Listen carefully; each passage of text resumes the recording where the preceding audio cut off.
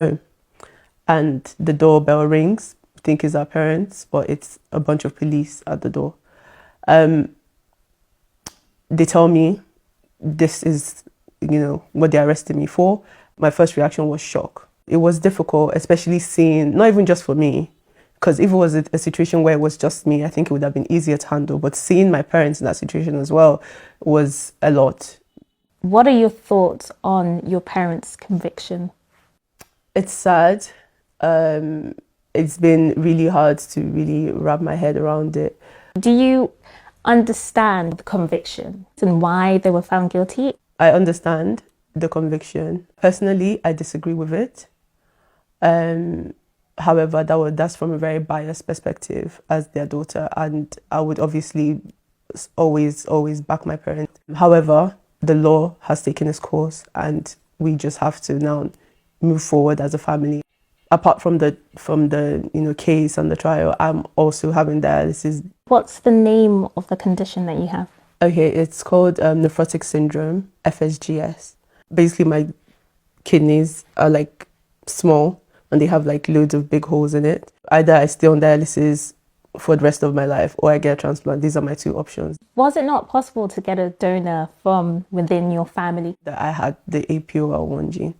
So to us, that kind of meant that, kind of excluded the family, especially on my dad's side, because they have quite a history of kidney conditions. In August of 2021, when obviously I found out that it was a possibility that I would need a transplant, that's when we kind of reached out to people. How involved were you in finding a donor, in particular this young man?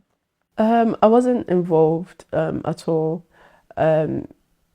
It was mostly my family that handled everything to do with my medical side. Were you aware that your parents were trying to bring someone from Nigeria to the UK? I mean, I was aware that someone did come forward. I had just come over to the UK, I believe, with my uncle.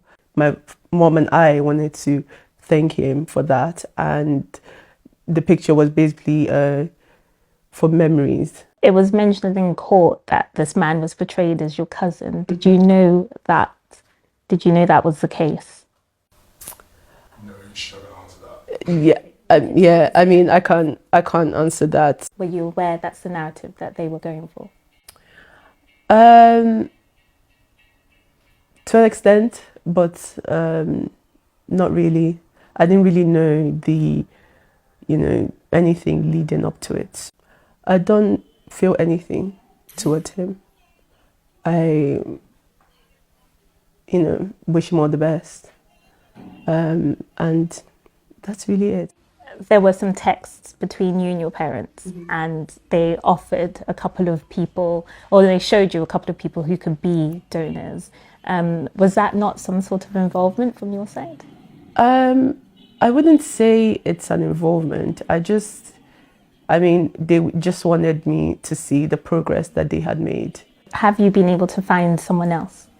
Well, shortly after that, I had put out an appeal and a lot of people came up, but we weren't really able to do anything with that as of now because I'm still on dialysis. Hopefully, I would be able to, get the transplant soon. But as you know, our family is still in the middle of a trial. I would like to also use this opportunity to apologize to them for the way everything has played out. You've been seeing them, visiting them in jail all this time. Mm-hmm. Where are their heads at? What are they kind of thinking about the whole situation? They're quite calm, surprisingly. Yeah. Do they feel remorse? I can't really speak on what they are feeling. This is just from an outside perspective, seeing them. They're okay. They're just neutral. What's sort of been your lesson from all this? Life is just so dynamic. Like one day you're in your house, chilling. The next day, your whole life is turned upside down. So that is my main focus. Try and help specifically people with kidney conditions, just to show that they don't need to be scared.